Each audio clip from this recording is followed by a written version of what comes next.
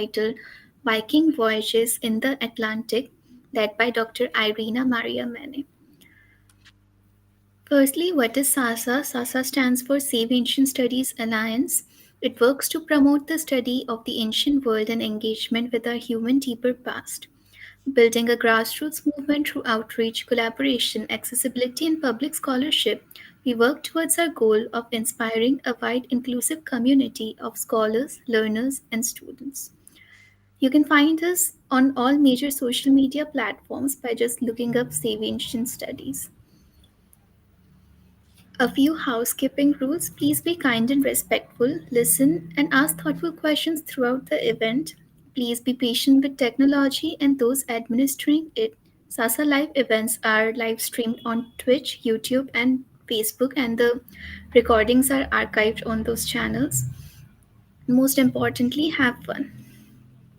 If you enjoy our events, please consider becoming a recurring donor. For as little as $3 a month, you can help us save ancient studies. Thank you for joining again. I'll now hand it over to Irina. Thank you very much, and welcome to a brief presentation on Viking voyages in the Atlantic. So what we'll be discussing today is what the Norsemen did in the Atlantic, how they discovered and explored Iceland, Greenland, and North America. All right, so let's start a bit with a terminological problem. So that will concern the use of the word Viking. So if you want to be very, very accurate, Viking, generally speaking, means the mariners, so the sailors, the ones embarking on journeys with the purpose first and foremost of raiding, but then there is also the exploration and trading component. So it was not really something very well planned ahead. It had to do a lot with chances and opportunity as well.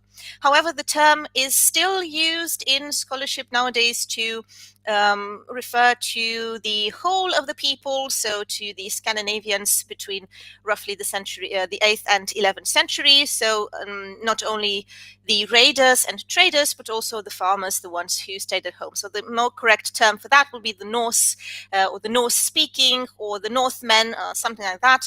But we weren't really able to give it up completely. However, for this presentation, the term Viking is fully appropriate because we are going to talk a lot about exploration and discovery. So first of all, what made the Norse so capable of undergoing such extensive journeys? Well, first and foremost, we're dealing with very advanced shipbuilding techniques. The ship of the Vikings were constructed primarily of oak and clinker built, using iron rivets and tarred animal hair for caulking. And the flexibility of the ship was increased by lashing the strakes below the waterline to the frames with spruce root lashings. And then they would also use a removable pole or tacking boom, which helped with sailing against the wind. The voyages were made with the so-called knör type of ship, or the hov skip. We have wrecks for that found in the Roskilde Fjord, the Skuldelev ship. So if you'd visit Denmark, you should go to the Viking Ship Museum. It's located in Roskilde, and then you're going to see the remains of these ships. They also had navigational skills, so they could determine latitudes. It is possible that they even used tables, which gave the sun's midday latitude, and they might have also used simple instruments like marked sticks or observations of the pole star. We actually have some archaeological objects, or at least one archaeological object that is a good fit for that. The ability to maintain a correct latitude would have been crucial for the discoveries we're discussing, especially in the stormy North Atlantic. And then there is also the possibility that they would have used the light polarizing qualities of calcite, or the so-called sunstone, to observe the sun even when it was hidden from view. If you want to know more about the topic, I actually have a separate video on that, the navigation of the Vikings, so you can just go to my YouTube channel and watch that later. At any rate, it is important to notice that they were very familiar with a lot of concepts such as the continuous land ring, which would have provided a framework for navigation, and they would have also used all kinds of landmarks in order to find their way. So in that sense, they were really experienced and very intrepid. On their way to Iceland, the first stop would have been the Faroe Islands. The Norse also colonized the Faroe Islands. The islands would not have been empty. There is strong evidence that Irish monks were present here before the Vikings. We're talking about roughly 700 AD, and they would have lived there, at least according to Dicuil, until 820. So we need the writings of this monk Dicuil to describe the islands before the Viking Age. At any rate, the Vikings seem to have reached the islands around 820. We have a name here as well, Grim Kamban. He is considered to be the first Norse settler in the Faroe Islands, and it is very possible that he and his followers started dispossessing the Irish monks. His nickname also suggests that he might have come via Ireland or the Hebrides, and might have even been Christian. So followers, pirates, followed him, and they quickly gained control of the islands. So well, there is this claim of Dicuil that the islands became empty of the monks. However, some of their influence might have remained in the lore or the folklore, were referring to the Faroe Islands and later on to Iceland. And from the Faroe Islands, the Norsemen traveled to Iceland. So it would have been a very important stopping point.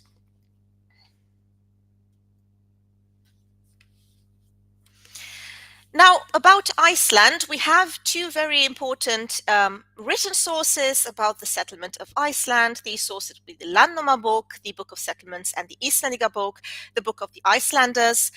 Here you can find all kinds of information regarding how Iceland was discovered and settled, but we also have more or less confirmation from the archaeological data. So even if these stories do not tell in detail quite accurately what happened, you would still find the let's say the framework to be confirmed by archaeology.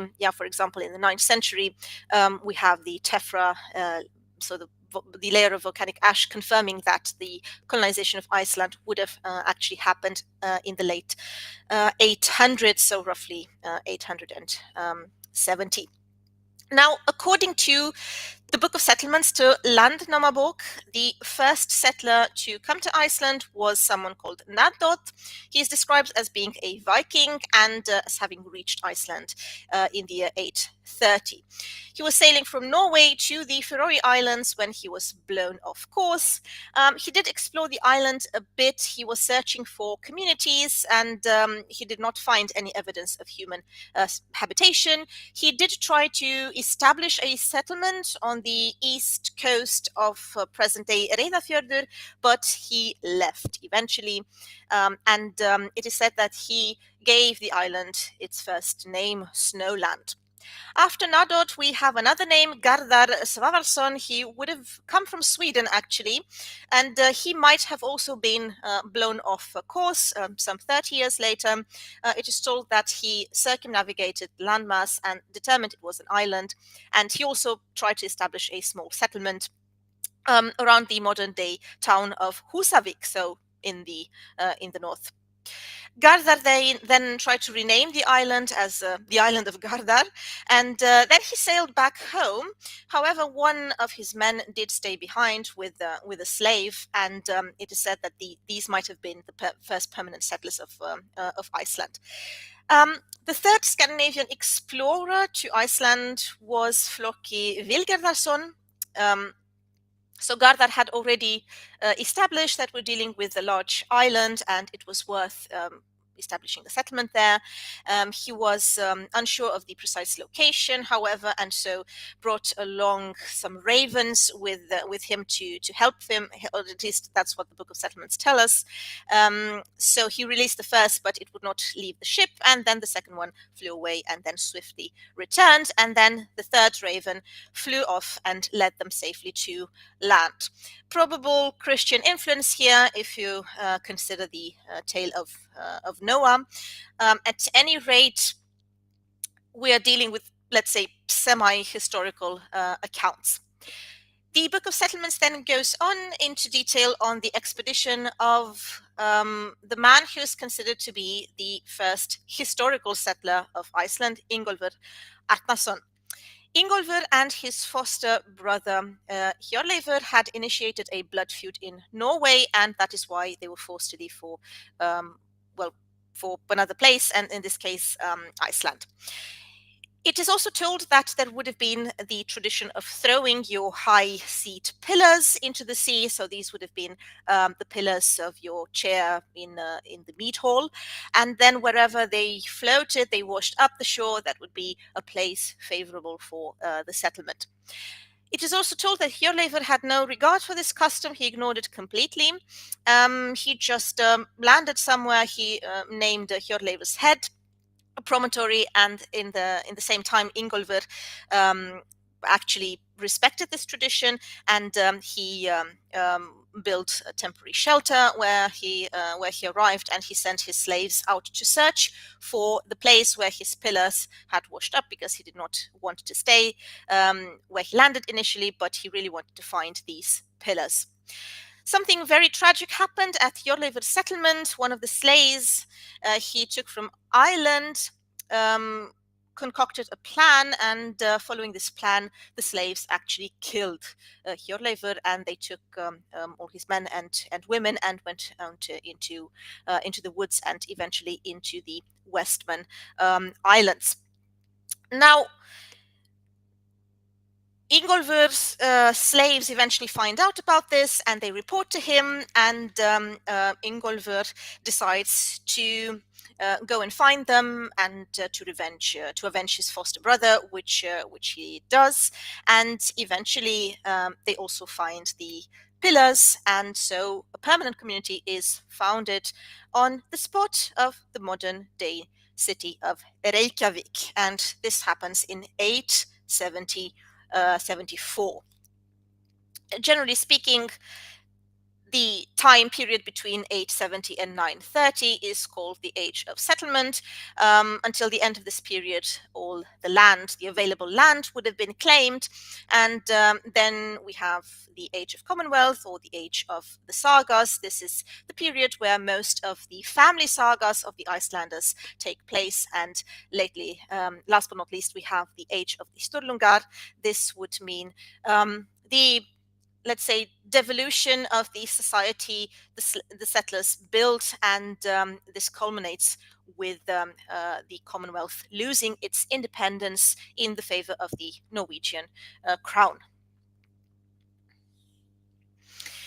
So the settlers here were very much acting out of self-interest. They were seizing the opportunity to settle new land, especially because this new land would have not had any other people on it, with the exception of, again, like in the case of the Faroe Islands, a couple of Irish monks who then left. So it really was a free environment, so a possibility to develop communities there, despite the fact that we're dealing with quite a hostile climate and environment. They carried a lot with them, most of them, and this is also confirmed by recent genetic studies. Most of them would have come from Norway, off the western coast of Norway, but they also had quite an important Celtic population with them, most probably slaves.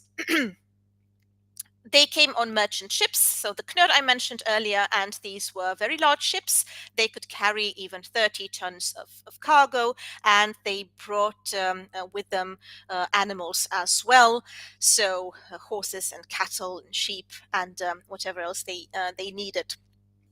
What they managed to found here in Iceland is what can be regarded a decentralized, stratified community with pre-state features and some stately institutions, but at any rate, it would have been something very different than what was going on the continent. They were speakers of West Old Norse, and they actually uh, named this language the Dansk Tongu, which is a very interesting name because it literally means the Danish tongue.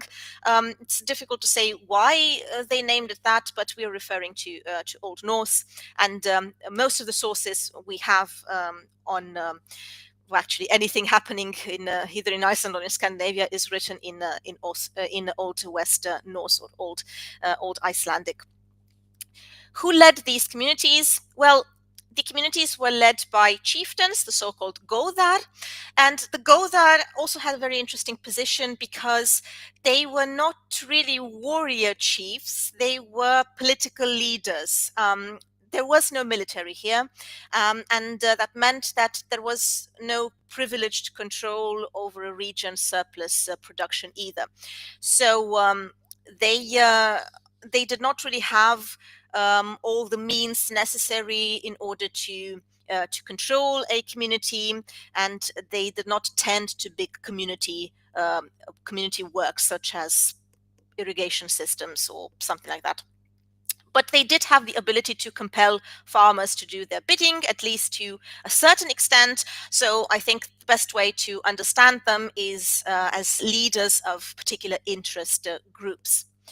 Personal alliances were very important here, and they did hold, let's say, an official position, an office, which was called the Goðorð.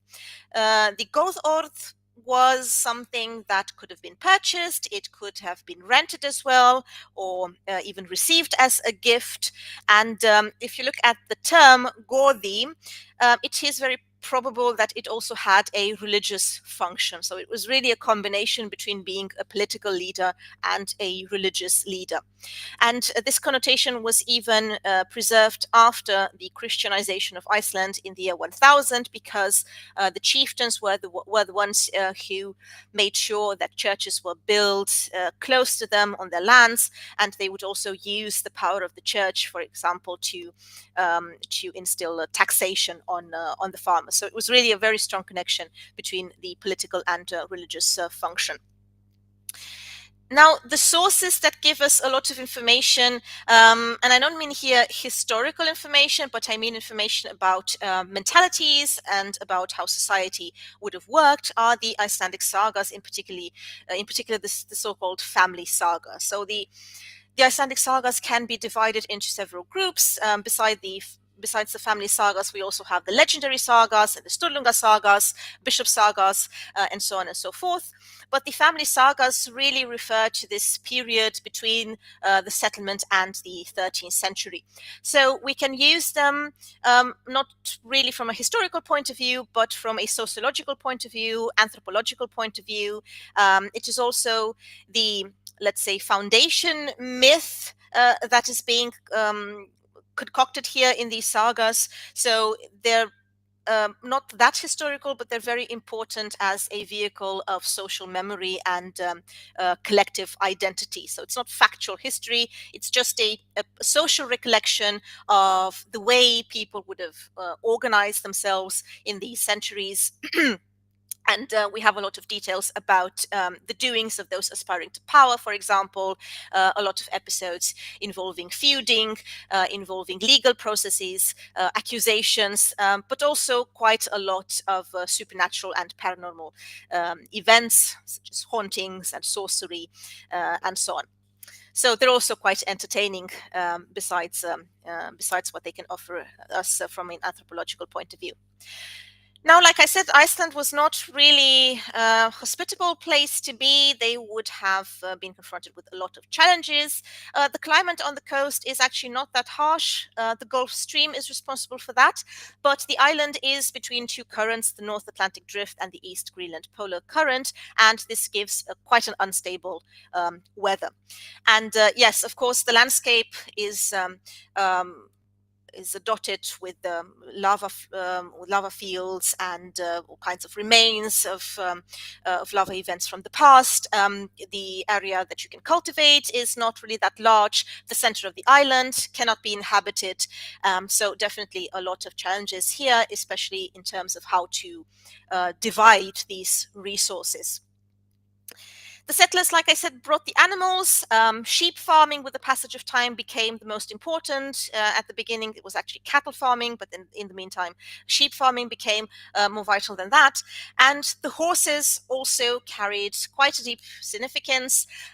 They were essential when traveling, especially, and they also remained Scandinavian. So unlike what happened on the continent, where in the High Middle Ages there was this tendency of breeding Scandinavian horses with other breeds of horses, such as Arabic ones. In Iceland, they stayed the same, and they are still the same. So the horses you can see now in Iceland, they're exactly the same as would have been those brought by Icelanders. It's a very pure breed, the Icelandic horse, and it is smaller but very, very sturdy and very reliable.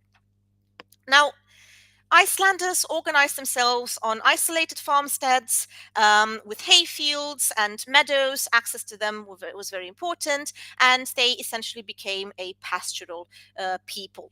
Households needed pastures, they needed control over these pastures to provide fodder and keep a minimum of livestock, and also feed your dependents on the farm.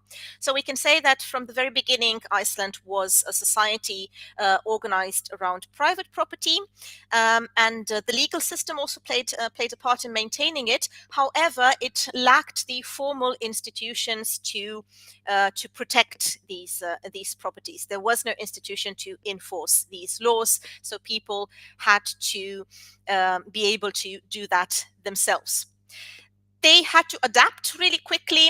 They had to organize themselves to develop strategies of pastoralism and hunter gathering as well. You can find a lot of references about how they did that. For example, there is chapter 29 in Egil Saga, where Skallagrim, who's Egil's father, is described as doing all these activities, from farming sheep and cattle to exploring whales that were adrift that came adrift on the shore, and also going for egg hunting, wild birds. So essentially, anything you could have done to ensure your subsistence, you would have done. This was very important because at the beginning, the settlement was financed by quite a lot of wealth. This would have been acquired through trade and raiding, but after 930, there would have been quite the decrease in capital, and that would have meant that you really needed to adapt, and really fast. There is evidence that they managed to do that. A lot of the farms actually display continuity. So between the 10th century and the 19th century, 9th century of continuity is an accomplishment. That doesn't mean that there wouldn't have been drastic changes in societal organizations and so on, but it does show that these people were actually very capable of surviving. Survival came to be particularly difficult after the island started losing its wood. Erosion is something that happened during the Viking Age quite a lot. We have a lot of references in the Book of Settlements and also in some sagas that the island would have been covered by woodland, at least I think more than 30%. There would have been birch and willow and shrubs and so on, but in order to clear the land and to produce farmland, so for your animals, the technique they used was to burn the trees for clearing. And this is something you can also retrieve archaeologically from a site such as the Mossfell Valley, where an archaeological project has been ongoing for a couple of years. So the lack of wood would have been yeah, quite the problem. You couldn't fence with wood, so that meant you needed to find other solutions, such as building turf walls to enclose manure fields and so on. And as a means to build your house, you would have built sod homes with very thick walls. You would have had timber as well, but that would have come from driftwood, and it's not always the most reliable. At any rate, the turf house was the most important unit of the time. It was the central point of everyday life, and it was quite similar to what we find on the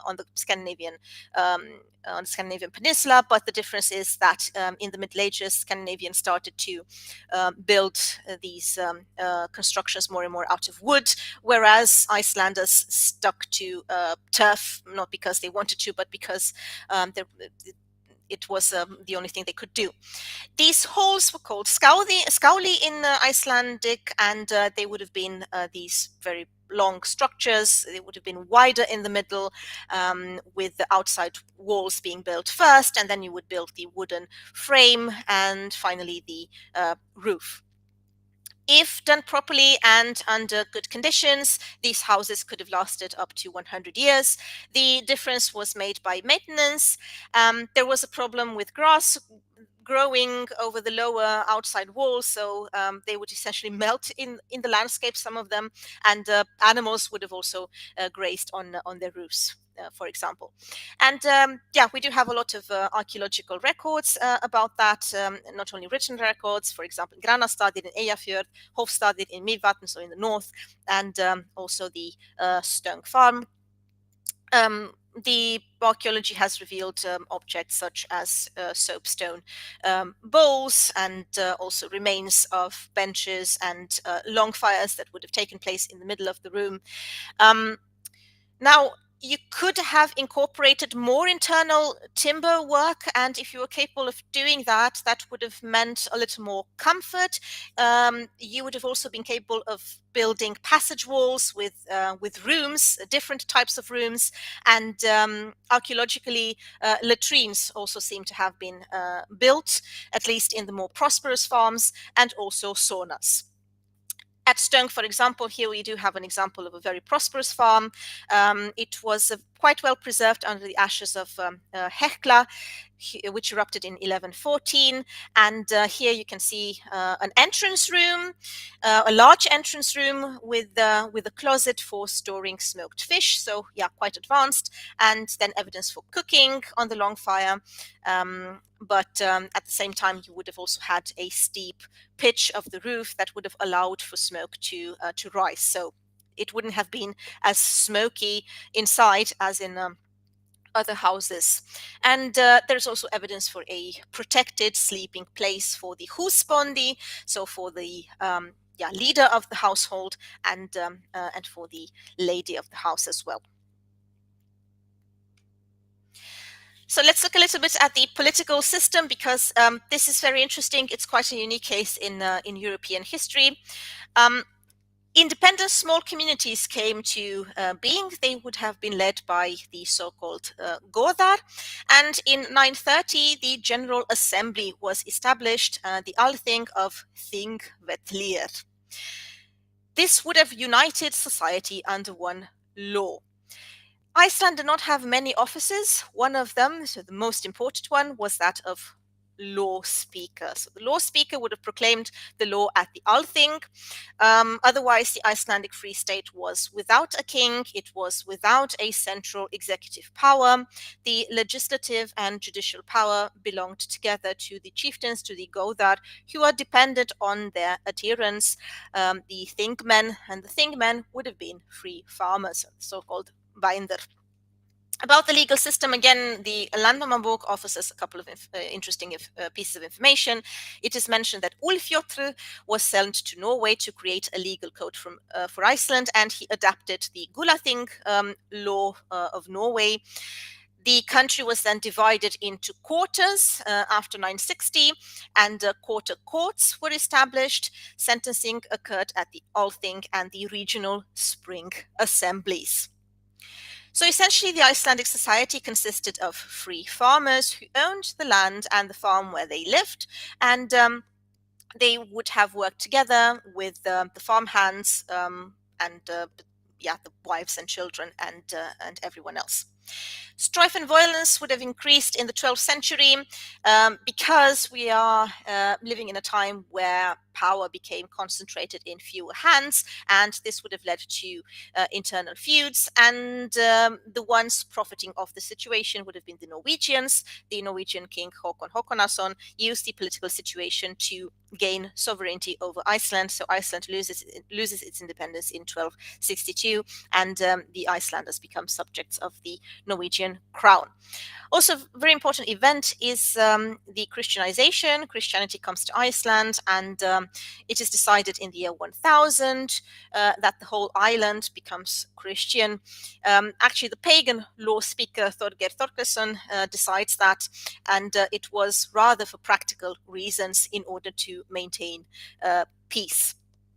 So the structure of Viking Age Iceland was unique in the sense that we have this mix between stateless and state-like feature. It was what Jesse Bayek deems a headless polity because it lacked a regional military leader, kings as well, so it operated very much without official hierarchies. But this is also not to say that it was egalitarian, because it was not. We have the chieftains, the Godar, the political leaders, but their power would have been built very differently.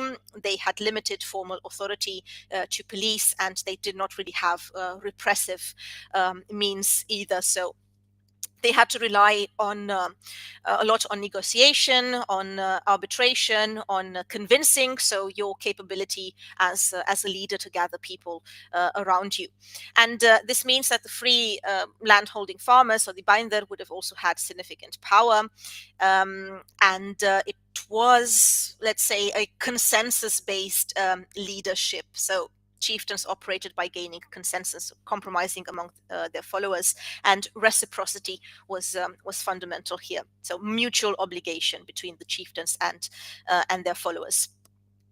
But we have this Althing, this assembly, the central legislature, the National Assembly of Freemen, and they would have operated through a socio-political system in which the elite, the Gothar, were not linked by a formal hierarchy, and it helped a little bit with the centralization to counter regional fragmentation. So in this sense, we can say that we do have some form of unification and a countrywide judicial and legal system, but then the operation, the concrete operation of law, was connected to advocacy, to friendships, to kinship ties, and this would have shaped social behavior. So despite what the sagas tell us about all these feuds, largely speaking, it would not have been that violent of a society. But of course, the sagas prefer to detail the entertaining episodes. Social stratification in comparison to the rest of Europe was also limited. Differences did exist between landowners and landless people, as well as between freemen and slaves.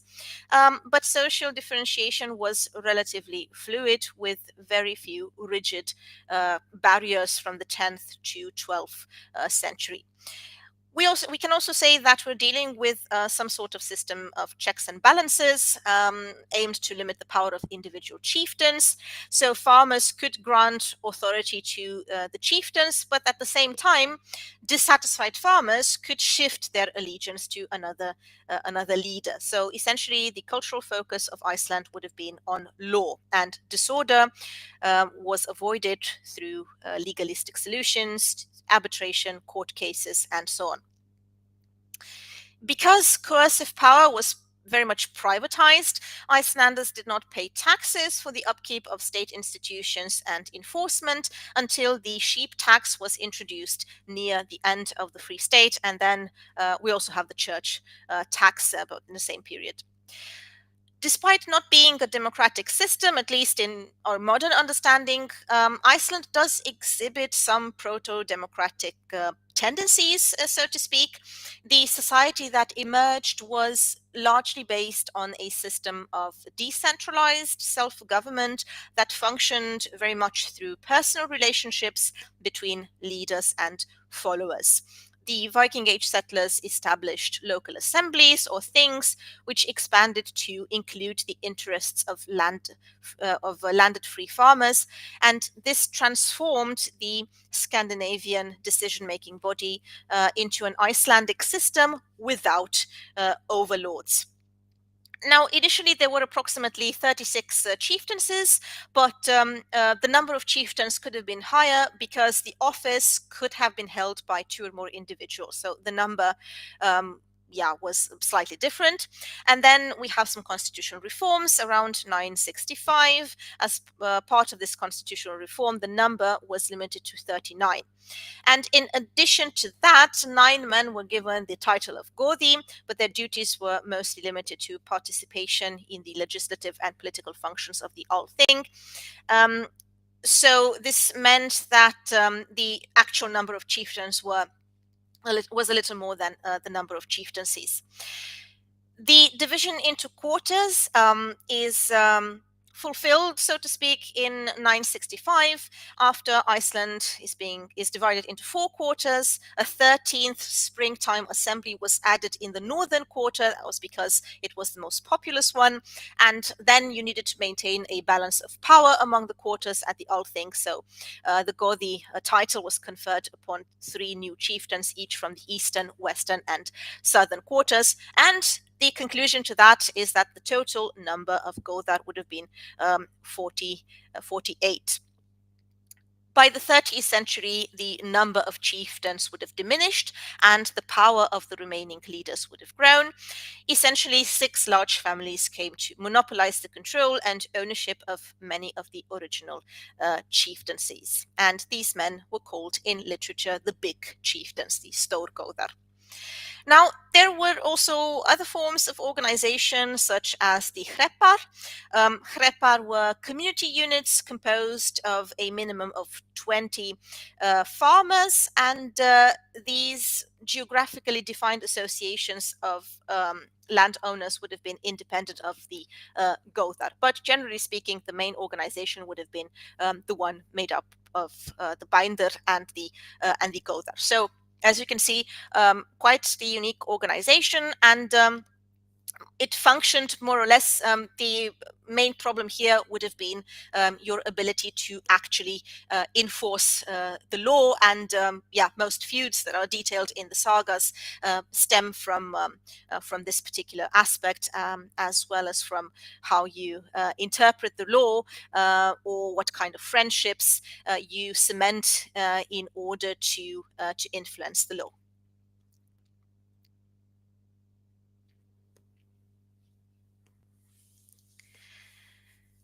After having looked at how Iceland functioned, let's continue our journey with Greenland. Now, the Norse settlement of Greenland represents one very, very ambitious colonial endeavor of the Viking Age. This was established by Erik the Red in the late 10th century, and the Norse communities did manage to survive for about 500 years, facing a lot of hardships, economic isolation, environmental conditions, and unfortunately, before the 15th century, or let's say the beginning of the 16th century, they actually disappeared. Greenland was likely spotted before the arrival of Erik the Red. The first recorded mention of land beyond Iceland actually comes from someone else, from someone called Gunnbjörn Ulfkrauksson. He would have been a Norwegian sailor who was blown off course between Norway and Iceland sometime between 900 and 930. And he reported seeing some rocky outcrops that later carry his name off Greenland's east coast. The sighting did not lead to immediate exploration, but it did set a precedent for later Norse curiosity.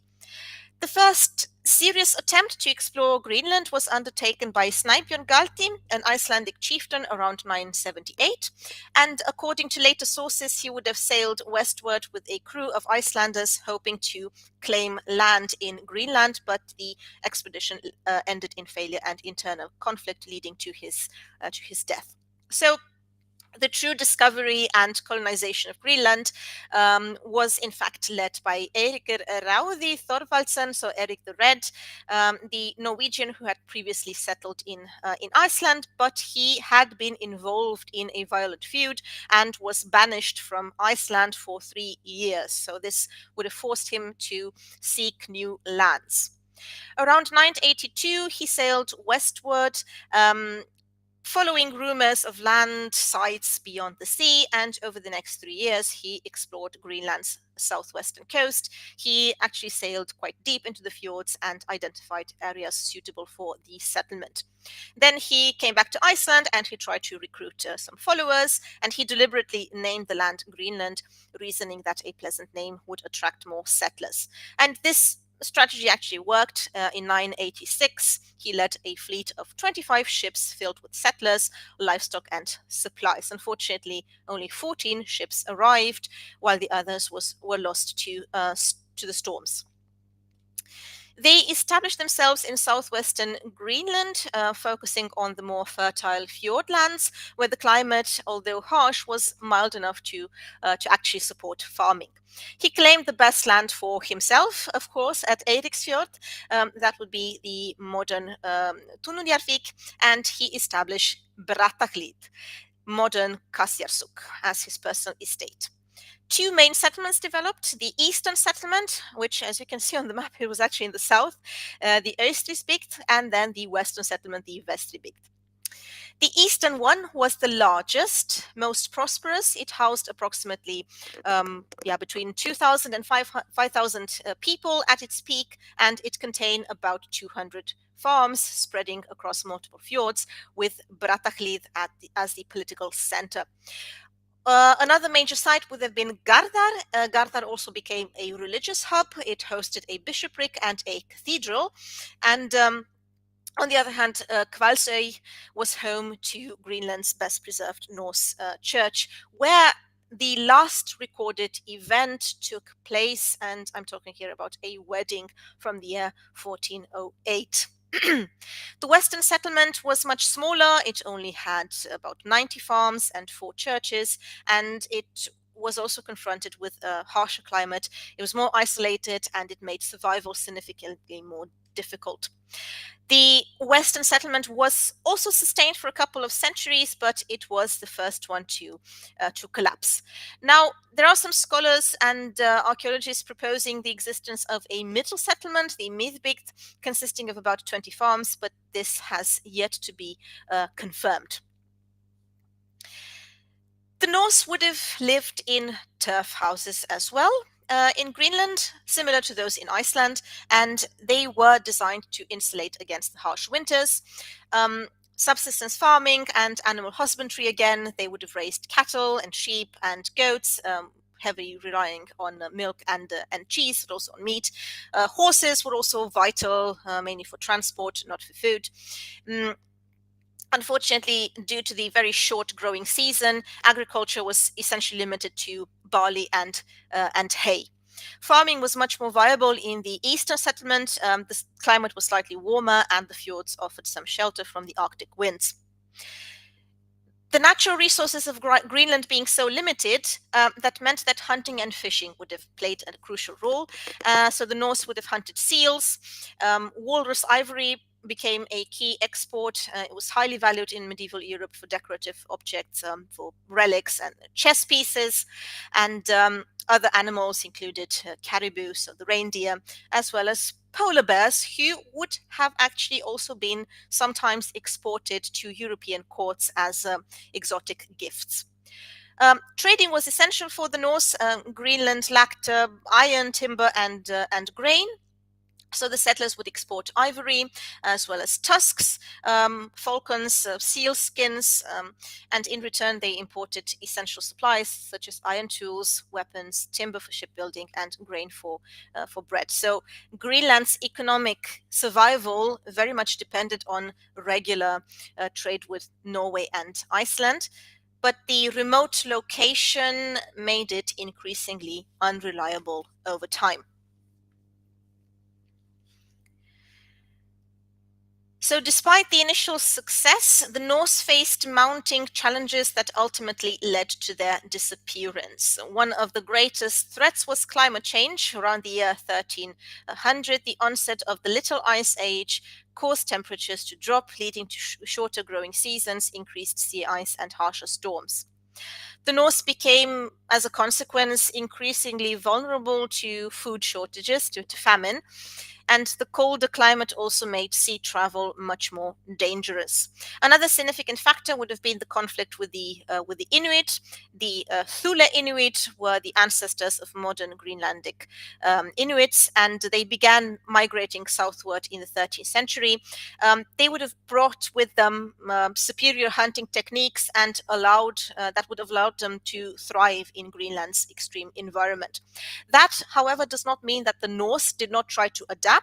As a matter of fact, a recent study of human skeletal remains from both the eastern and western settlements showed that they quickly adopted a new diet. So over time, the, the idea is that the food we eat leaves a chemical stamp on our bones, and marine-based diets mark us with different ratios of certain chemical elements than terrestrial foods do. So that allowed researchers based in Scandinavia and Scotland to analyze about 100 individuals from the earliest period of settlement to the latest, and most of the seafood consisted of seals. That was the conclusion of the study. However, the Norse seem to have limited their hunting of the local harbor seal, a species that raised its young on the beaches, making it easy prey. Instead, they pursued the more abundant but also more difficult to catch harp seal, which migrated up the west coast of Greenland every spring on the way from Canada.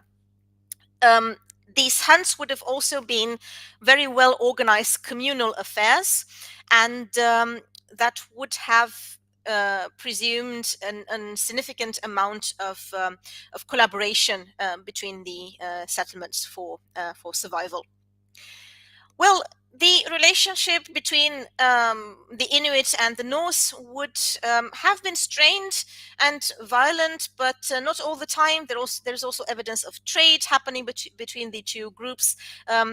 However, as resources dwindled, competition increased, and we do have archaeological evidence, including Norse skeletons with embedded arrowheads, suggesting violent encounters. Economic decline further weakened North Greenland. By the 14th century, European demand for walrus ivory collapsed because African elephant ivory became more available. And this is, in fact, I think, the main cause that led to the abandonment of the settlements. Walrus ivory would have been extremely important. We have, for example, a document from 1327 recording the shipment of a single boatload of tusks to Bergen in Norway, showing that that particular load with tusks from 260 whales, walruses, was worth more than all the cloth sent to the king by 4,000 Icelandic farms for 1 6-year period. So this is so that you can get an idea of the utmost importance of walrus ivory.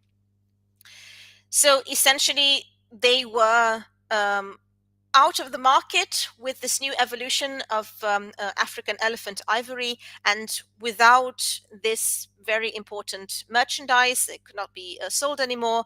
That automatically meant that they were very much in danger of not making it. Additionally, the Norwegian crown also imposed a trade monopoly, so that meant that the ability of Greenland was restricted, so they couldn't trade independently. Fewer supply ships arrived, leaving the Norse increasingly self-reliant in an environment that really could not support them indefinitely.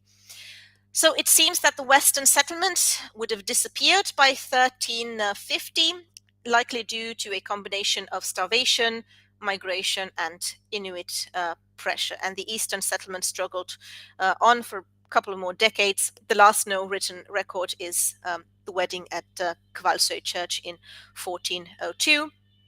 When the later expeditions visited Greenland in the 16th century, 17th century, and later, they actually only found ruins. And this links quite well with the discoveries made on what is called in archaeological literature the farm beneath the sand. We don't really know the Norse name for this particular farm, but it seems to have been settled in the 11th century. And yeah, we have a central building on the farm, this small three-aisled hall, not unlike the halls we're more familiar with from the continent, like the ones in Gamla Uppsala or in Leirem in Scandinavia. So it had everything from walls to benches and wooden posts holding up a turf roof and so on. There is evidence for cottage industry, so there were sheds for animals as well, and there is also evidence for textile industry. I mean by that the remains of an upright loom. The woven cloth also seems to have been of high quality and would have helped to keep the inhabitants of the farm well supplied.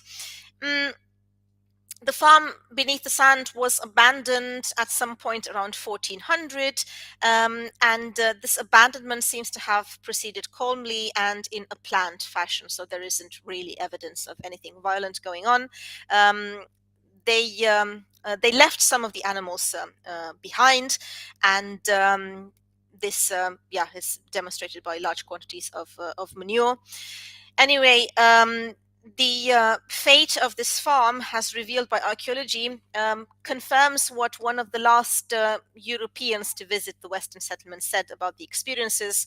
I'm talking here about the priest Ivar Bardason. He records a journey made to the Eastern settlement as an administrator of the bishopric of Gardar, and he said that nothing was heard from the Western settlement in the mid 1300s.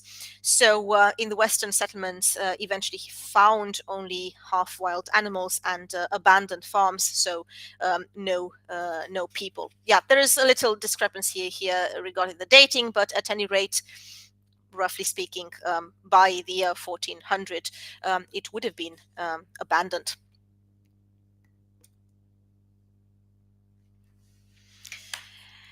And the last stop of our journey is North America. So by the late 10th century, the Norse of Greenland were pushing even further to the west. They were searching for resources. They were searching especially for timber. And the first known European to see North America was someone called Bjarni Herjolfsson, an Icelandic merchant. And it is told in the sources that he arrived on the coast around the 986. And he was sailing to visit his father in Greenland when he was caught by a storm and blown off course. And after several days at sea, he spotted a distant wooded coastline. And according to the saga of the Greenlanders, he described seeing 3 distinct lands, but he did not go ashore, and instead he turned his ship northward and eventually did make it to Greenland, where he told people of his discovery. His description angered a bunch of people who told him that he was not brave enough to continue the exploration. Among them, Leif Erikson, so the son of Erik the Red, who bought Bjarni's ship and decided to go by himself and explore these new lands. He gathered a crew of 35 men, and he did reach the 3 lands previously seen by Bjarni. These lands would have been the land of flat stones called Helluland, rocky and barren with large flat stones and no vegetation. He said it was not suitable for settlement, and they continued south. We now believe that this was Baffin Island. The next land was heavily forested, thus the name forest lands or markland would have been valuable since Greenland had almost no trees. They did cut down timber for later transport, but again, they did not stay. Modern identification with Labrador, and then Vinland, which has been translated multiple times as wineland, the land of grapes, although the term might actually refer to something else, perhaps an undetermined type of berry. But yeah, generally speaking, it is considered to be the land of the grapes. So they reached this place of abundant wildlife, wild grapes or berries, and mild weather. And the sagas describe fertile soil, rivers full of salmon, trees for lumber, and yeah, they decided to settle there. So Leif and his men built the so-called Leif's búðir, so the booths of Leif, where they spent the winter. They returned to Greenland in the spring. They brought timber furs, grapes, and other stuff. And then his brother Thorvald organized the next voyage, aiming to explore further and establish a larger settlement. Thorvald and his men wintered at the booth at the Leifsbúðir before exploring the surrounding coastline. And during the journey, they encountered the local indigenous peoples, whom the Norse called Skrælingar. Not quite a clear term, but at any rate, it would have been something negative. They did not have any major conflicts at the beginning. However, Thorvald's crew killed a small group, possibly mistaking them for enemies, and the surviving Skrælingar soon returned with reinforcements and attacked the Norse settlement. So during this event, Thorvald was struck by an arrow and killed, and his men buried him in Vinland. The most serious Norse attempt at colonization was led by someone called Thorfinn Karlsefni, who would have been a wealthy Icelandic merchant. The sources actually disagree on this. It's the saga of Eric the Red, which tries to stage him as the most important character in the story. Unlike the previous expeditions, Karlsefni's voyage was intended to establish a long-lasting settlement. He had a crew of about 150 people, including men, women, livestock, and tools, as well as supplies for farming.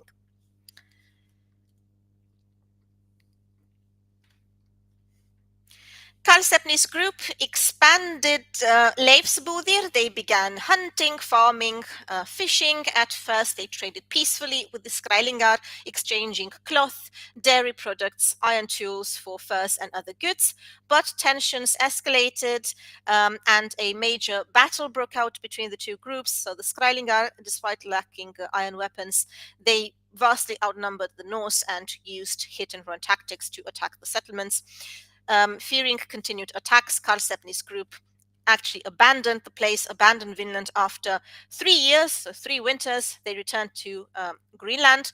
But during the expedition, Snorri Thorfinnsson was born, at least according to the sagas, and he would have been the first known European child born in North America.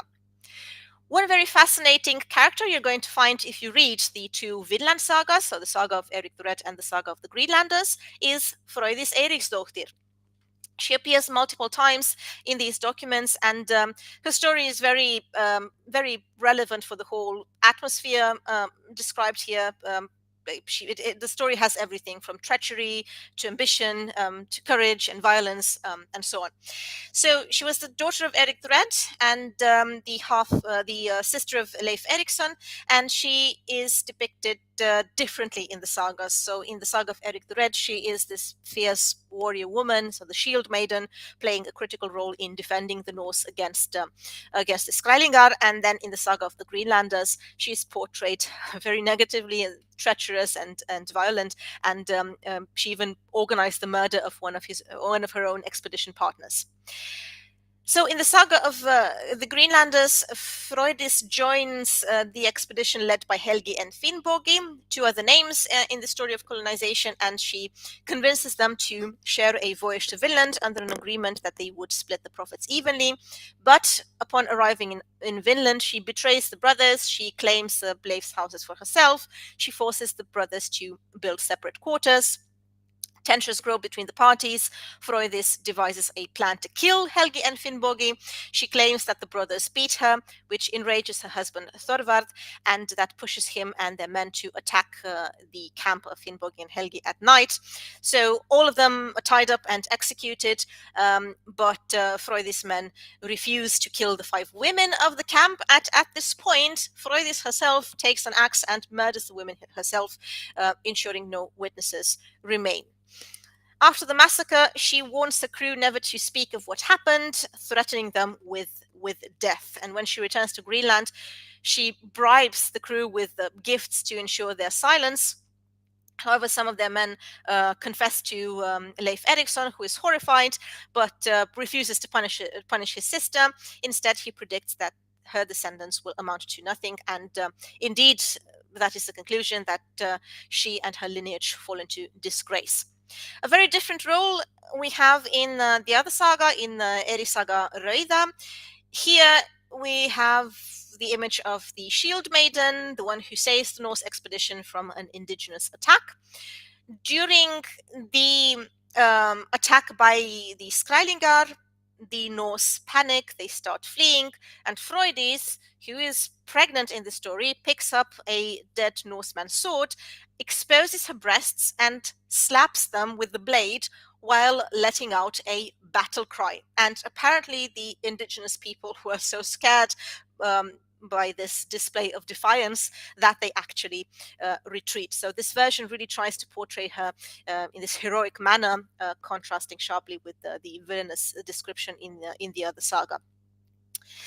So we have such stories in the sagas of the Icelanders, mostly sometimes contrasting accounts, and this shows us the multiple lines of tradition we're operating with, oral traditions that would have been, also influenced by historical transmission, as well as political factors and so on.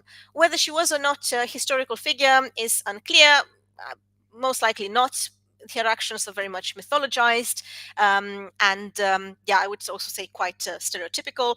But they also show the different tensions in society, and not only in society in the sense that the tensions between the indigenous people and the Norse, but also within the Norse society itself. So from this point of view, these stories are somewhat valuable. If we move to something more historical and documented, we should have a look at the site of Lansomedo. For centuries, the Vinland sagas described a Viking voyage to North America that was considered quite mythical. There was no physical evidence to confirm it. That changed in the 60s when Norwegian explorers Helge and Anne-Stine Ingstad discovered the site Lansomedo. They were searching for signs of Norse activity in North America when they arrived in Newfoundland. So they started asking around local fishermen and residents whether there were any strange ruins nearby, and eventually someone pointed towards some unusual mounds visible beneath the grass. And the excavation was a success because it revealed that these mounds were actually the remains of Norse-style buildings. And this actually made it the only proven Norse site in North America, at least until now. The key excavation findings, well, we have 8 buildings about 200 meters inland. There is also evidence of ironworking and boat repair and artifacts linking the site to Iceland and Greenland, and also remains of woodworking and shipbuilding activities. The construction style very similar to structures found in Iceland and Greenland, and that would have confirmed that they were built by Viking settlers. We have the largest building measuring approximately 29 meters in length. The main hall here, the Norse would have lived, worked, and gathered There's evidence for sleeping areas, a central fire pit, storage rooms as well. So very typical of Norse chieftain halls. Another section of the site contained a smithy where bog iron was smelted into nails and tools. This is actually a very significant discovery because it is the only known pre-Columbian ironworking site in the Americas. So the Norse produced here iron rivets for ship repair, for example, and that would support the theory that the site would have also been a staging ground for further exploration. And then we also have evidence for several smaller buildings, apparently used for storage, boat repair. They were known for repairing their boats while overwintering, and that would have ensured that they were seaworthy for the return voyage to Greenland. Woodworking tools, iron nails. This suggests that the Norse might have been maintaining ships at the site. A spindle whorl was also discovered, as well as some other tool markings, wooden debris, a bronze ring pin, even a stone oil lamp, as well as bones of animals, so seals, for example, or cod, as well as some traces of barley. However, if we look at the whole picture, the occupation and artifacts suggest that this wasn't really this was not meant as a permanent settlement, like a permanent colony, but rather as a seasonal base camp for further voyages to North America. This came to nothing, unfortunately. There was lack of farming. The Norse relied on farming in their settlements, but no signs of field or anything suggesting livestock farming was found here. So it apparently was used for only about 5 years in total. At any rate, less than 10 years, and the focus would have been on ship repair and apparently on using it as some form of a starting point for further exploration. The Vinland sagas do suggest that the Norse traveled farther south, but this remains debated. And we also have a different problem, which is that these grapes, to which the name Vinland would allude, were actually found further south in areas where grapes grow naturally. So this might not be Vinland, or perhaps the name Vinland means something completely different.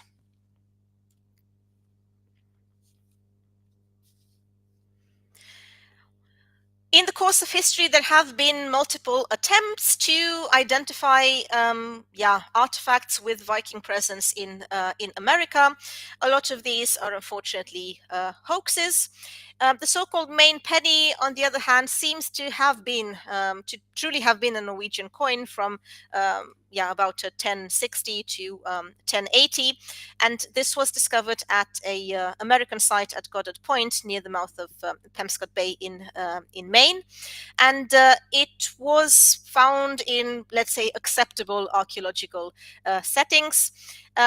According to the prevailing theory, though, the coin was not transported south by the Norse themselves. Instead, the coin likely traveled from the Dorset Eskimos of northern Labrador through northern Indians to the Indians of Maine. So this is one example of one object that could have been from the Norse themselves. However, we do have hoaxes as well, such as the Kensington runestone. This is something discovered by a Swedish immigrant in the 19th century in Minnesota, initially hailed as the ultimate evidence that Vikings had reached North America. The stone was inscribed with runes telling the story of a group of 8 people from Götaland, from Sweden, and 22 people from Norway traveling inland from the site of Vinland in 1362, encountering all kinds of dangers during their journey. And the inscription would have also included a Latin phrase. It was dubious from the very beginning. The runes appear unusually clear and sharp for an ancient artifact. Very little erosion, which is very uncommon. And then the style of the runes was also distinctive, being very neat and more precise than your typical runestone, and also Arabic numerals were used, and that would have been an anomaly for the time. In the meantime, linguistic analysis was done on this runestone, and it clearly revealed that the language used here is far closer to modern Swedish than medieval Norse, with a lot of anachronistic phrases and a lack of old grammatical forms that would have been present in 14th century Swedish. So this would mean that the runestone, the farthest runestone, remains the runestone from Greenland, from the site of Kingitorsuaq. This is also an interesting one, more interesting than the Kensington one, in my opinion. It says something about Erlinger, the son of Sigvard, and Bjarni, the son of Thord, and Einri, the son of Odd, constructing the cairns the Saturday before Rogation Day. This is the standard translation from the rune data. It's quite unclear what is meant here, especially due to the fact that there are also symbols used that don't look like runes at all, and the last part of the inscription is quite unclear. But yeah, we can remember it as the runestone which we can find the furthest to the west. So now at the end of the presentation, just a book recommendation. If you want to read more about that, I would recommend to you A History of the Vikings by Gwyn Jones. It's quite a bulky book. It's from 2001, the last edition. So yeah, it may not contain the latest archaeological studies, but at any rate, it's quite comprehensive and quite pleasant to read. Contains a lot of interesting details.